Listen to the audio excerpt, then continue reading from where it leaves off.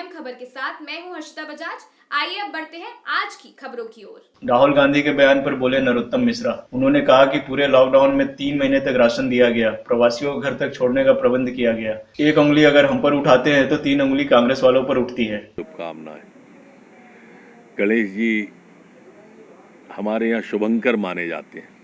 कोई भी शुभ काम पूरा होने के पहले मंगलम भगवान विष्णु, मंगलम गरुड़ध्वज, मंगलम पुनारी कांक्षम, मंगलाय तनोहरि से। हमारे द्वादश गणेश जियों की आज अलग अलग स्थापना होती है, अलग अलग विसर्जन भी होता है, और इसलिए आज के शुभ काम द्वादश गणेश जियों की भी प्रथम वक्र तुंग च देक दंत द्वितीयकम तृतीय कृष्ण पंगाक्ष गजभस्तम चतुर्थकम लंबोदरम पंचम च षष्ठम विकटमेव च सप्तम विघ्न राजेंद्रम धूम्रवर्ण तथाष्टमम नमम भालचंद्रम च दशम तु विनायकम एकादशम गणपति द्वादशम तु गजानन। बहुत शुभकामनाएं।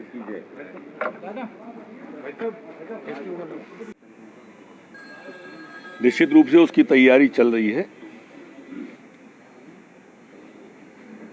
प्लाज्मा की दृष्टि से भी, व्यक्तियों के स्वास्थ्य की दृष्टि से भी, और रोग रोधक क्षमता उनकी कितनी, एंटीबॉडी कितनी डेवलप हो गई है, इसकी भी जानकारी अगर साथ साथ अगर आती है तो निश्चित रूप से कोरोना से लड़ने में वो सहायक सिद्ध होगी।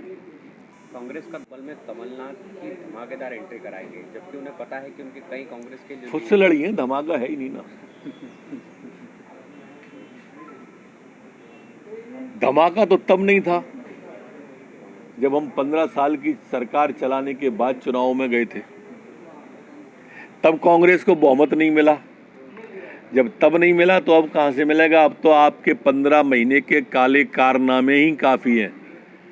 जो किसान से झूठ बोला 10 दिन में 2 लाख रुपए देने का और एक किसान को नहीं दिया, जो नौजवान से झूठ बोला 4,000 रुपए महीने का और एक को नहीं दिया, जो बेटियों से झूठ बोला नई स्कूटी देने का और एक को नहीं दिया, जो रोजगार देने के नाम पर छला गया, एक रोजगार नया सृजित नहीं किया, तो इनका भविष्य अंधकार में है। अब ये बोलने को बचा क्या है इन पे?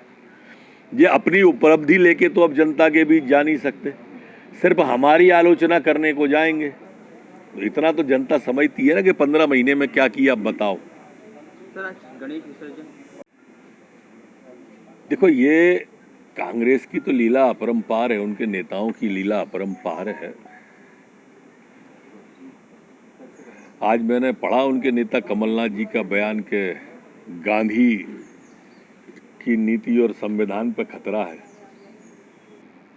ये नहीं कह रहे कि कांग्रेस पे खतरा है। खतरे में ना तो संविधान है ना गांधी है, खतरे में कांग्रेस है। उस पर ध्यान दें तो समझ जाएगा। अरे थोड़ा बहुत तो बाहर निकलो, टीवी और ट्विटर पे राजनीति कर रहे हो। हमारे मुख्यमंत्री रात रात भर बाढ़ में चल रहे हैं, पानी में चल रहे हैं, एक नेता नहीं निकल रहा, एक नेता।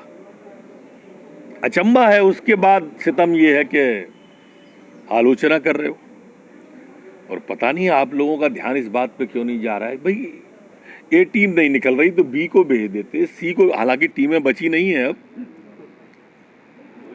ये सच है कि वहां पर व्यक्तियों का टोटा है, लेकिन अच्छा हो कि एक आध बार तो निकल जाओ। अब तो उतर गया है, अभी चले जाओ।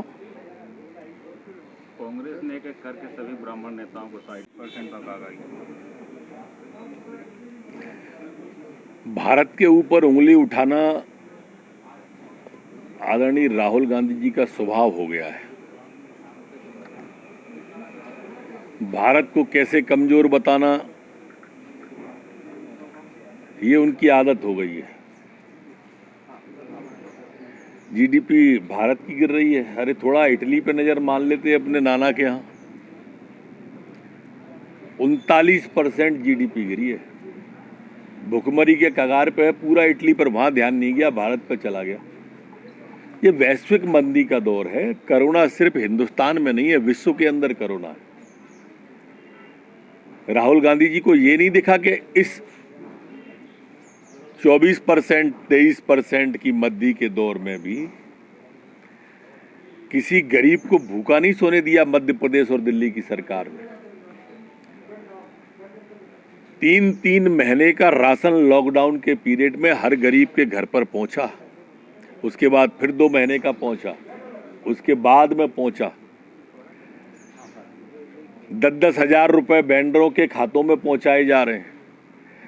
उस समय जो लेबर लौट के आई थी, प्रवासी मजदूर लौट के आए थे, तो हाथों से जूते चप्पल शासन और प्रशासन पहना रहा था। एक एक व्यक्ति के पूरे मध्य प्रदेश की सीमा में खाने की व्यवस्था और मध्य प्रदेश की सीमा से मध्य प्रदेश की सीमा तक छोड़ने की व्यवस्था ये सरकार ने की थी। उस लॉकडाउन के पीरियड में एक एक दाना गेहूं का मध्य प्रदेश की सरकार ने खरीदा। जो आप मद्दी कह रहे हो, उस मद्दी के दौर की बात कर रहे हैं। कभी विश्व की तरफ देखना नहीं, कभी इटली की तरफ देखना नहीं। एक उंगली जब हमारी तरफ उठती है तो 3 आपकी तरफ भी उठ जाती है, कांग्रेस के नेता लोगों। सर, बाढ़ और राहत की बात करें तो नेता ही नहीं बचे हैं, किसी जाति में क्यों कह रहे हो? किसी जाति के ही नहीं बचे हैं, जो बचे हैं उनकी जाति का नहीं पता।